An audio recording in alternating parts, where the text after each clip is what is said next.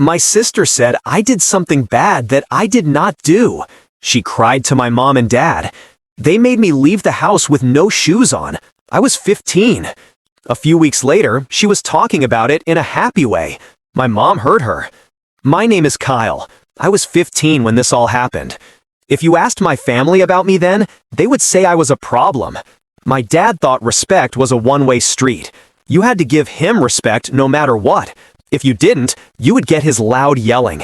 Sometimes you would get hit with his belt. My mom did everything my dad said. He was always right to her. Then there was my sister, Becca. She was 2 years younger than me. She was the perfect child. She could start a fire in the kitchen making popcorn. Dad would say it was a way to learn. I forgot to cut the grass one time. Dad said I was not a good person and would never be successful. It was always like that. Everything she did was okay. Everything I did was seen as a mistake. If she passed a test, it was because she was smart and worked hard. If I passed a test, it was just good luck. She was the favorite child. I was the one who caused problems for the family. I always thought it was not fair. But I never thought she would do something so bad that night.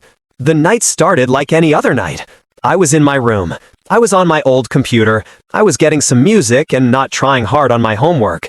It was late, maybe after 11 at night. My door opened very fast and hit the wall.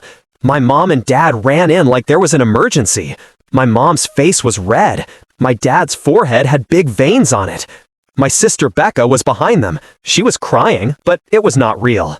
"He stole it," she cried. "I saw him take money from Dad's wallet." She pointed right at me. What? I sat up. I was very confused. Dad was already walking fast around my room. He looked like he was looking for clues on a TV show. Then he grabbed my pillow. He lifted it up. The money was there. It was crumpled up. It looked like maybe $300 or $400. My stomach felt sick. "I told you," Becca said. Fake tears ran down her face. My brain couldn't think. I did not touch his wallet. I did not even go near it. But before I could talk, Dad was very close to my face. He pushed his finger into my chest. "You embarrassed this family for the last time," he said. "Do you think we are stupid?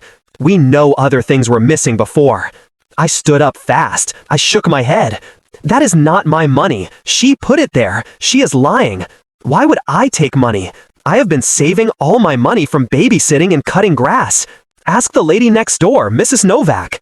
"Enough," he yelled so loud it made me jump. "You are a liar and a thief. You make this house a joke." I looked at my mom for help. She would not even look at me. She just said what Dad said. They did not ask me any questions. It was like they already knew the answer. Becca stood behind them. Her head was down like she was an angel, but I saw a small smile on her lips. Dad started to mess up my room. He threw my things into a trash bag. It was like they were throwing away a stray animal. "Dad, please, it's not true," I said. My voice was shaking, but it did not matter. He grabbed my backpack from the corner. He dumped it on my bed. He put some of my clothes in it. Mom started to say something. Dad gave her an angry look. She stopped talking. Becca made a big sniffing sound. "I am scared to live in the same house as him," she said. "He gets so mad. What if he hurts me?" That hurt me more than anything. I turned to her fast. My heart was beating hard. "What are you saying? I never hurt you," I said. But it was too late. Dad's jaw got tight. "That's it. Get out now." They pushed the bags into my arms. They pulled me down the hall. Becca followed us. She whispered, "I told you they would believe me." We got to the front door. Dad pulled it open hard. The night air was very cold. I had no shoes on. I was only wearing sweatpants and a shirt. Dad pushed me outside on the porch. I almost fell down. My shoes were by the door. I grabbed them before he closed the door. "Do not come back here," he said in a very firm voice. "You can come back when you say you are sorry for what you did. Say you are sorry to your sister." "I did not do anything," I said. My throat hurt from yelling. "She is lying. She set me up." "Do not talk about her like that," my dad said. "She is a good kid for this family. You are just jealous, Kyle. You are jealous and mean." The door closed hard. The glass shook. I stood there for a minute. The garbage bag fell from my arms. I waited for the door to open again. I thought they would realize they kicked out their own son for no reason. The door never opened. I sat on the steps of the porch. I was shivering. I looked at the quiet street. I was not just in trouble. I was kicked out for good. I was 15 years old. I was standing outside my own house. All I had was a trash bag with clothes and a backpack. I knew my sister won. My mom and dad trusted her. They loved her. They always took her side. I was not important to them. I held the trash bag very tight.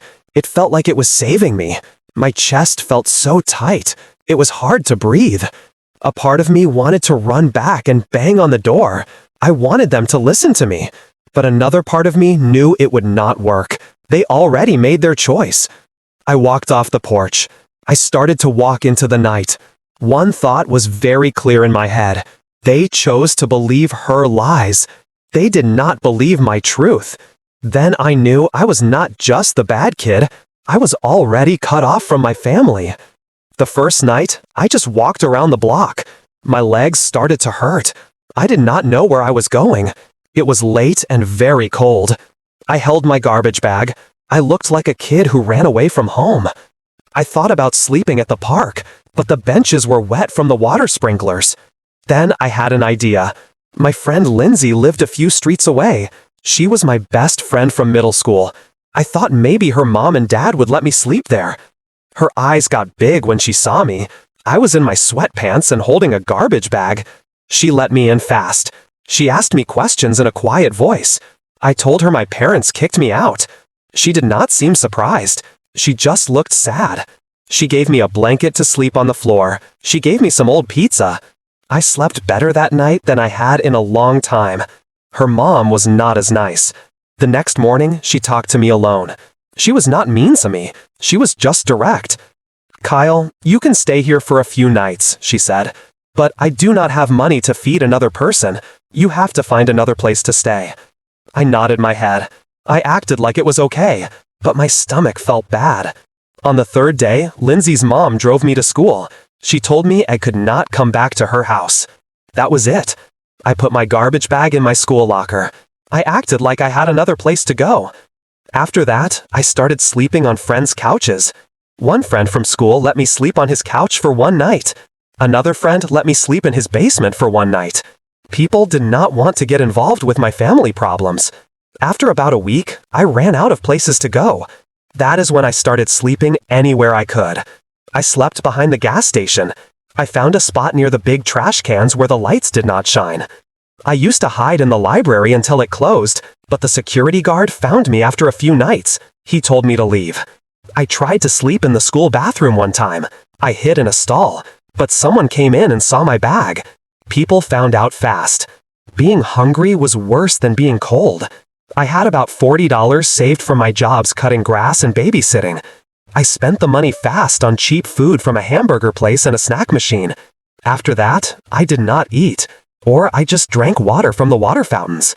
My stomach made loud noises in class. People would look at me. School was not easier. Becca told her story fast. By the end of the first week, everyone knew. They heard I stole money from my dad. They heard I was kicked out. She made it sound like I was a drug addict.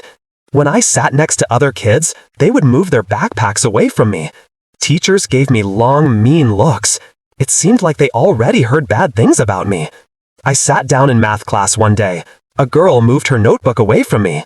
"Sorry, I don't want you to steal my stuff," she said. She said it quietly, but loud enough for everyone to hear. The whole row of kids laughed. I wanted to scream at them, but I knew it would not help. One day in the school hall, a boy named Evan pushed me with his shoulder. He was on the basketball team. "Watch your hands, thief," he yelled. I pushed him back. For a second, I thought we were going to fight. A teacher stopped us, but I got the warning. The boy did not. "One more time, Kyle, and you are suspended," the teacher said. I heard things like that everywhere I went. Becca looked good. I looked bad. She made sure everyone knew she was good with money, not like me, she would say. Sometimes I would see her in the cafeteria. She would look at me. She would give me a small, mean smile. Then she would go back to being nice to her friends. She loved every second of it. By the second week, I felt like a ghost at school. Nobody wanted to be near me. I sat by myself. I ate by myself when I had food. I acted like I did not care. But inside, it was hurting me very badly. The nights were the worst. I would curl up on the ground. I would put my backpack and my sweatshirt over my face. I hoped the police would not bother me. I hoped a drunk person would not walk by. The cold concrete made my back hurt. My shoes smelled bad because I walked for miles every day just to pass the time. All I could think about was that my own family did this to me. Not people I didn't know, not my enemies, my sister. One night, I tried to sneak into the library again. I thought if I hid better, they would not see me. I hid behind a shelf. I used my bag for a pillow. Around midnight, the security guard's flashlight shined in my eyes. He shook his head. "You can't stay here, kid," he said. He took me out the side door like I was a bad person. I did not know where to go. For the first time, I had a thought. Maybe this is what my family wanted. Maybe they did not want me to be alive anymore. I went back to the gas station. I curled up in a spot behind the garbage cans. I closed my eyes. All I could see was Becca's face. She looked so happy with herself. I saw her pretending to cry when my parents pushed me out the door. She had won. For now, she had won. I told myself that someone would listen to me. Maybe a teacher at school would believe me. Maybe someone in my family would be brave. I was wrong. It started when my dad found me. I do not know how he knew where I was. Maybe Becca told him. Maybe he just drove around until he saw me. I was sitting on a park bench. My hoodie was over my head. His car lights shined on me. He drove up so fast, I thought he was going to hit me. "Get in the car," he said. He closed his car door hard. I did not move from the bench. My stomach felt tight when I heard his voice. "Now," he said. I shook my head. "I will not get in, not until you say that Becca lied." His face looked angry, like I said something very bad. "Do not talk about your sister like that," he said. "She has been through a lot because of you." "She has been through a lot?" I said back. "She put the money there. She set me up, and you believed her." His jaw got tight. He took a step closer to me. He pointed his finger at me like it was a gun. "You are coming home. You will say you are sorry for what you did. You will say sorry to Becca. If you don't, I will call the police. I will tell them you steal from stores. I will tell them you beg for money on the street. Do you understand me?" I held my bag tight. "I will not come home to be treated like trash again," I said. "You can call anyone you want. I will not say I did something I did not do." For a second, I thought he was going to hit me. His hands were in fists. His face was red. But then he turned around. He went back to his car and drove away. I was shaking. That was the moment I knew for sure. He did not want the truth. He just wanted to be in control. The next day at school, I went to talk to the school counselor. I thought, maybe she will believe me if I tell her everything. I sat in her office. My heart was beating fast. I told her everything. I told her how Becca put the money in my room. I told her how Becca bragged about it. I told her my parents kicked me out. She listened to me. She just nodded her head. She had a blank look on her face. When I was done, she sighed. "Kyle, I know you are stressed," she said, "but saying your sister did this without proof will not help. Your parents already talked to us. They are worried about you. They said you were not stable." Not stable? That word hurt me the most. It made me sound like a dangerous person, not just a kid sleeping outside a gas station. "I am telling the truth," I said. My voice was shaking. She just shook her head. "Focus on your school," she said. "The best way to show your family you are a good person is to do good things." So she meant I should just deal with it? I tried one more thing. I called my aunt from a payphone by the food store. She sounded happy when she answered. Then she heard my voice. Her tone changed right away. I told her what happened. "Kyle, I can't get involved in this," she said. "Your parents are doing what they think is right. Maybe you should just say you are sorry." I hung up the phone before she could finish talking. My own family would not help me? Everyone wanted the easy story. Kyle is bad. Becca is perfect. That was it. That night, I sat outside the gas station. My back was against the wall. I was drinking water I got from the bathroom sink. I hoped my stomach would feel full.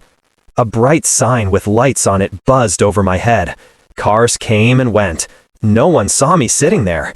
Then I heard the voice I hated most. "Wow, I didn't think you would last this long out here." I looked up. It was Becca. She was holding a can of Pepsi. She looked very relaxed, like she was just walking by. I stared at her. "Why are you here?" she asked. She had a mean smile on her face. "I was curious, I guess," she said. "I wanted to see how long it would take for you to come back home." My hands closed into fists. "Why are you doing this to me?" I asked. "You think you had it bad?" she said. "Try being me. Mom and Dad never let me make a mistake, not one time. Every grade I got, every chore I did, everything was compared to you. If I did something wrong, they would say, 'Don't be like your brother.' That's all I ever heard." I frowned at her, but she kept talking. Her voice was low and calm. "Now, for the first time, I don't have to be perfect. I don't have to prove anything. All I have to do is not mess up like you, and that is easy. I am not going to give that up." "You are sick," I said quietly. Her smile got bigger. "What's really sick is how easy it was," she said. "Everyone already thought you were the mess up. I just gave them a reason to believe it." I wanted to push her, but she leaned closer to me. Her voice got very low. "And if you keep talking about me," she said, "I will make up a story that is even worse. Then you will not just be homeless, you will go to jail." She said it in a calm way. She was sure of herself. It gave me a scary feeling. She was not lying. She was already thinking about what to do next. She walked away. It was like she did not just threaten to ruin my life. As I sat there in the light from the gas station sign, I understood something. She did not just want to make me look bad.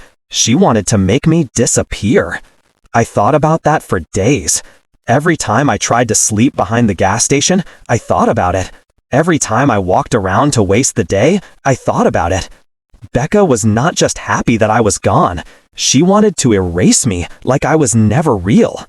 By the third week, I was in a worse place than I ever thought I could be. My money was all gone. My phone had no power. I had not eaten a real meal in 2 days. I carried my garbage bag with me everywhere, to school, to the bus stop, to parking lots. The bag was not even closed anymore. It was like a sign that said, "I am a homeless loser." One night, I tried to hide in the school library again. I thought if I hid better behind the shelves, maybe they would not find me. Around midnight, a flashlight shined right in my face. The security guard grabbed my arm. He walked me outside. "I already told you you can't sleep here, kid," he said. "Try this one more time and I will tell the school. Then you will be suspended." He smiled a mean smile. Soon after, it started to rain. I walked for miles. The rain went through my hoodie. My shoes made a squishing sound when I walked. My trash bag got so wet that the plastic ripped. Half of my clothes fell out on the sidewalk. I picked them up anyway. I held the bag tight. Everything smelled like wet, old clothes. I found a spot under the roof of a closed laundry place. My stomach hurt because I was so hungry. It was the kind of hunger that makes you feel dizzy. That was the moment I broke. I sat there, shaking. I thought, maybe this is it. Maybe I will just disappear out here and no one will even know. That is when Lindsay showed up. She ran up to me with an umbrella. Her hair was wet and stuck to her face. She was out of breath. It looked like she had been running to find me. "Kyle, why didn't you answer your phone? I have been looking for you everywhere." "My phone is dead," I said in a low voice. The truth was, I did not have a way to charge my phone for weeks. She got down next to me. She did not care about the puddles that got her jeans wet. "You look really bad," she said. "Thanks," I said. I tried to laugh, but my voice cracked. She put a folded envelope in my hand. "Here, take this," she said. I looked at it. "What is it?" "Just open it," she said. Inside was about $60. It was mostly small bills. My throat felt tight. "Lindsay, I can't take this." "Yes, you can," she said. She stopped me. It is my allowance money. I don't need it. You do. I could not talk. I just nodded my head. I held the envelope like it was the most important thing in the world.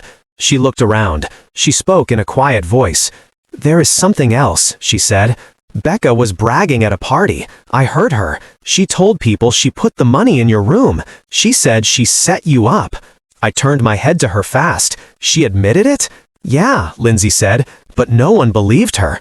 They thought she was just trying to sound cool. Some people even said, even if it is true, he probably deserved it. It felt like someone hit me in the chest. Deserved it. That is what people think of me.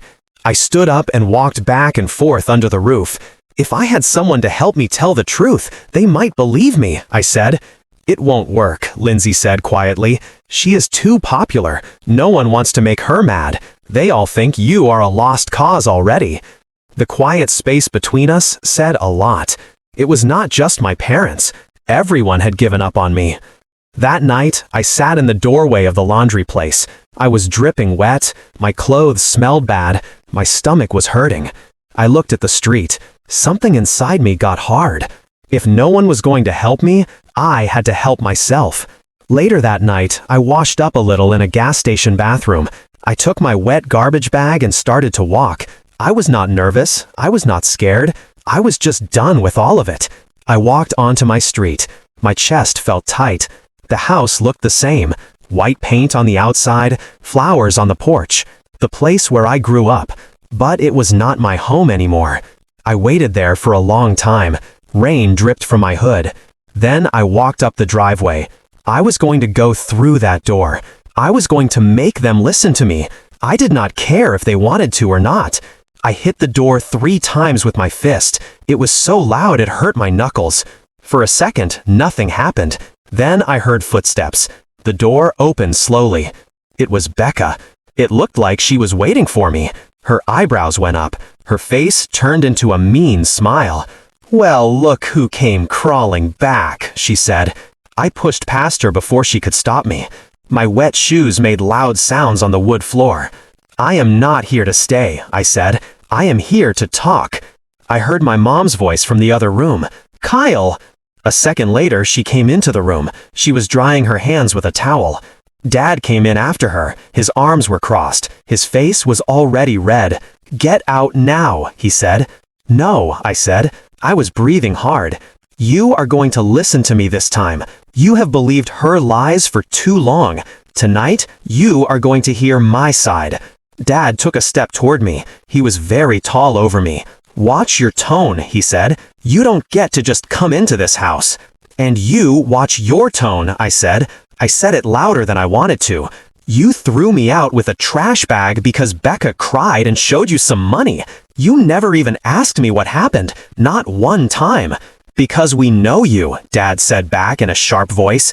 You have always been careless, Kyle, always jealous. Dad's face got hard, but I kept talking. I felt a fire in my chest. Jealous? Let's talk about that. Remember when she copied my science project? The teacher called home. You punished me. You said I made her cheat. She cried and you believed her. It is always the same story. She is the angel. I am the mess-up. It does not matter what really happened. Dad's jaw got tight. For a second, I saw something in his eyes. He knew I was right. He knew it, but he did not say it. He just got more stubborn.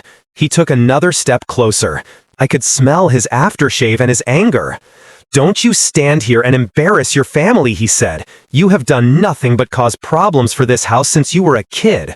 You want me to say we liked her more? Fine, we did, but she earned it. She gets good grades, she helps your mother, she stays out of trouble. You can't even keep a roof over your own head. His words hurt me more than a punch. My hands made fists, but I made myself stand up straight. I can't keep a roof over my head because you threw me out. She framed me and you believed her right away. Behind my dad, Becca was leaning on the wall. She was drinking water from a glass. It was like she was watching TV. She had a mean smile on her face. I turned to her. Go on, I said. Swear that you didn't put the money there. Look me in the eye and swear it. She tilted her head. Her lips moved like she was going to laugh. Sure, I swear, she said. Her voice was full of fake feelings. I pointed at her. My voice was shaking. Do you hear that? You can't even believe her. She is lying to you and you are still falling for it. Dad's face turned red. His hands made fists again. Then, very fast, he grabbed a glass from the table. He threw it at me. He did not hit me. The glass hit the wall right next to my head. It broke into small pieces. The glass fell down and cut my arm and my face. Blood dripped down. But he just pointed at the door. His voice was low and shaking with anger. Get out before I call the police. I will tell them you broke into the house. You want to keep making a scene? Fine, you can do it from a jail cell. I stood still. I was breathing hard. My heart was beating fast. My throat hurt, but I wouldn't cry. You made your choice, I said quietly. You picked her. You always pick her. One day, you will see who she really is. When that day comes, do not come looking for me. The room was quiet. The only sound was Becca's little laugh. Wow, she said quietly. She shook her head. So much drama. I picked up my bags from the floor. I turned to the door. Every step felt heavy, like I was pulling chains, but I did not stop. At the door, I turned around one more time. I looked at all of them. My mom and dad were frozen. Becca was smiling. You think I'm the problem? Fine, I said. But when the truth comes out, remember this moment. Remember that I warned you. Then I pulled the door open. I walked out into the dark. I slammed the door behind me. The cold air hit my face. It made the small cuts on my arm sting. I walked fast. My mouth was a hard line. I felt like if I walked far enough away from the house, I could finally breathe. I was halfway down the street when I heard footsteps. They were fast and not steady, like someone was running to catch up. Wait up, bro. I turned around fast. My heart was pounding. It was Becca. She was jogging behind me. She looked calm, like always. Her face was shining in the dark light from the street lamp. She was smiling. It was like this was a game to her. It was like Dad had not just tried to hurt me with a glass. When Becca came onto the porch, I thought I heard the screen door make a sound behind her, but I was too focused on her mean smile to notice. My stomach felt like it flipped over. What do you want now? I asked. My voice was sharper than I meant it to be. She slowed down and started to walk. She put her hands in her hoodie pocket. She looked relaxed, like she was just out for a walk. Relax, she said. I just wanted to see how far you would take this. I stared at her. My fists got tight. My arms hurt from the cuts. Farther than you think, I said. I am done letting you be in charge. Her smile got bigger. Her teeth shined in the streetlight. You still don't get it, do you? She said. No one will ever believe you. You can scream, you can cry, you can bleed on the sidewalk. It will not matter. To them, you will always be the mess up, and I will always be the one they are proud of. Proud? I said with a mean look. I shook my head. You ruined my life. Ruined you? She said back. She tilted her head like I said something funny. Then her voice got lower. It was mean. I didn't ruin you. I just gave them proof of what they already thought. That was the smartest thing I ever did. My stomach felt sick. My chest got tight. Say it again, I said. I moved closer to her. She leaned in. Her voice was a whisper. It was like she wanted to enjoy every word. I framed you, she said. I put the money there, and I would do it again. Watching you beg while I win is the best part. Her words cut me like a knife. I could hear the blood rushing in my ears. I could feel every drop of blood going down my arm from where the glass cut me. Then another voice broke the silence. Excuse me? We froze like statues. My mom was standing at the edge of the porch steps. Her face was pale. Her arms were crossed tight over her chest. She must have followed Becca outside. We did not see her. For the first time, her eyes were not full of anger at me. They were looking at Becca. What did you just say? Mom asked. Her voice was stern. It was like she didn't know the girl in front of her. Becca got stiff. The smile left her face right away. Mom, it was nothing. He is changing my words.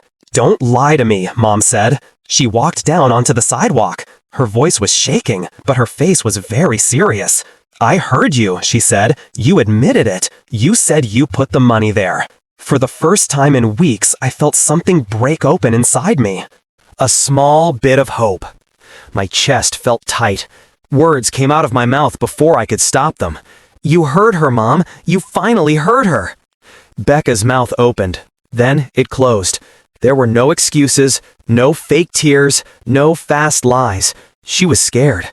The screen door hit the house. Dad ran out onto the porch. His voice went across the yard. "What is going on?" Mom turned to him. Her hands were shaking. "She admitted it, Martin," she said. "She just admitted she framed Kyle." Dad blinked. The color left his face. He walked slower to the bottom of the porch. It was like he did not want to hear the answer. He looked at Becca. His jaw was set. "Is that true?" he asked. Becca's lip shook. She looked at me, then Mom, then Dad. I could see panic in her eyes. Her fingers moved around inside her hoodie pocket. She opened her mouth like she was going to say no again, but her face changed. The words came out like poison. "So what if I did it?" she said. "I had to do it. You always needed me to be the perfect one, the good example. I could not let him mess that up, so I fixed it. I made sure he was the one you gave up on." Her voice broke on the last words, but the damage was already done. The silence that came after made the air feel heavy. Mom stepped back. Her hand went to her mouth. "Oh my God," she said. Tears ran down her face. Her body shook like someone just hit her hard. Dad's jaw got tight. His hands made fists again. This time, it was at her, not me. His face was red. His eyes were hard, like he was looking at a stranger in his house. "You ruined your brother's life," Mom said. Her voice was quiet. "You threw me out," I said. My throat hurt. "You believed her instead of me. You put me out on the street with nothing because she cried and pointed at me. Now you hear the truth, and it is too late." Becca crossed her arms. She tried to sound tough, but I could hear her voice shake. "Don't act like you are the victim," she said. "You were always the mistake. I just made sure everyone else finally saw it." Her words hit me like another piece of glass breaking on my skin. I made my fist tighter. I did it so I would not fall down. The silence went on for a long time. Mom cried out loud. Dad just stared. He looked distraught, like the ground was taken out from under him. And I stood there in the street. I was bleeding and very tired, but I was proven right. Now they knew the truth, but it did not change the fact that they picked her over me when it was most important. It was too late to fix the damage. The yard was quiet after Becca said she did it. Mom stood still. Tears ran down her face. Dad looked like he lost all control. Becca tried to cross her arms and look tough, but her hands were shaking. For once, her little act did not work. I walked forward. There were dry lines of blood on my arm from the glass cuts. My voice was rough but steady. "You don't get to just stand here and look shocked. You ruined me. You threw me out with nothing. You let the whole neighborhood think I was a thief. It was easier for you to believe her fake tears than to believe your own son. You don't fix this with a few words. You are going to fix this the right way." Dad turned his head to me fast. It was like he could not believe I was still talking. "Watch your tone." "No," I said back. My voice was firm. "You don't get to tell me how to talk anymore. You lost that when you threw me out. If you want me to even think about coming back in that house, you are going to tell everyone the truth about me." Mom blinked her tears away. "Publicly?" she asked. I nodded. "You are going to write a post on Facebook. You are going to write it on the church page. You are going to write it in the family group chat. I don't care where. You are going to tell everyone the truth. You are going to say I never stole anything. You are going to say you spoiled Becca and let her lies ruin my life. You are going to admit it for everyone to see. If you don't, I will do it myself. And trust me, I will tell them everything. I will tell them how Dad threw a glass at me tonight." Dad's cheeks got red. "We don't talk about family problems online." I laughed, but it was not a happy laugh. "You already did when you threw me out on the street with a trash bag. You let Becca's story spread at school, at church, with the neighbors. You were okay with everyone whispering about me. Now, you will be okay with fixing it." Mom cried even harder. She turned to Dad. Her voice broke. Martin, he is right, she said. We did this. We let this happen. She waited for him to say something, like she always did, but he just stood there, stiff. His fists were tight. He said nothing. For the first time, his silence did not help her. It just made things worse for both of them. Mom always did what Dad said. She repeated every punishment, every rule, every word he said. But tonight, his silence was not enough. He was losing control. She knew it. Her hands shook as she took out her phone. If you will not say it, Martin, she said quietly, then I will. Dad looked at her like she betrayed him, but she did not stop. Her fingers shook as she held the phone. Tell me what to write, she asked me. Becca's head turned to her mom fast. What? Mom, you can't. Mom's voice was high and sharp. You did this. You got us here. I walked closer. My heart was beating fast. I told her what to write, speaking slowly. We need to say we are sorry in public. Our son, Kyle, was blamed for stealing when he did not do it. The truth is, our daughter, Becca, set him up and we believed her. We spoiled her. We protected her. We let her lies ruin his name. We failed as parents, and Kyle deserves for people to see who he really is, not the person we made him out to be. Mom typed every word. Her hands were shaking. Dad stood up straight. His face was hard like a rock, but he did not stop her. She hit the post button. The words were out there for everyone to see.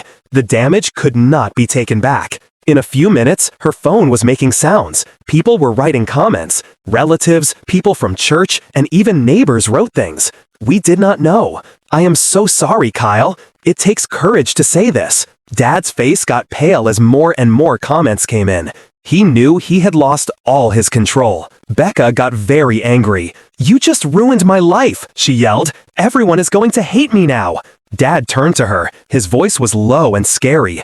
No, Becca, you ruined your own life. For the first time, her face fell apart. There was no smile, no fake tears, only panic. I stood there. I was bleeding and tired, but I felt lighter than I had in months. You wanted me gone, Becca. You wanted me to disappear.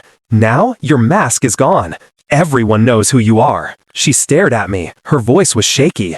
You think they will ever forgive you? You will always be the one who caused drama. I moved closer to her. I looked right at her. No, I will be the one who survived this. You will be the liar who got caught. The silence was very deep. The only sounds were Mom's quiet crying and the pinging sounds from her phone. Dad looked 10 years older at that moment. And Becca, she finally looked small. I put my backpack on my shoulder. I walked toward the porch. I am taking back my bed. You are not doing me a favor. You owe me. You threw me out. Now you are going to feed me. You are going to give me a place to live. And you are going to live with what you did. No one argued. Mom and Dad just stood there. They looked empty. They did not try to stop me this time. Not after she told the truth. Not after the post went public. Not after they lost their control. For the first time, no one tried to fight me. Inside the house felt strange. It was like I was walking into someone else's home. But I was not a guest. Not anymore. I had made the truth known. I had taken back what they stole from me. I dropped my garbage bag by the stairs. I saw them all standing there. Mom's eyes were empty. Dad's face was stern. Becca was furious. You wanted a perfect daughter so much, I said. My voice was low but steady. You made me the bad guy. Tonight, you told the world the truth. Don't think that fixes everything. But at least now, everyone knows what kind of family you really are. And so I walked up the stairs. Each step was heavy, but I was steady. For the first time in weeks, I was going to sleep in a real bed. Not because they let me, because I said I was going to. They threw me away once. I was the one who chose to come back and stay.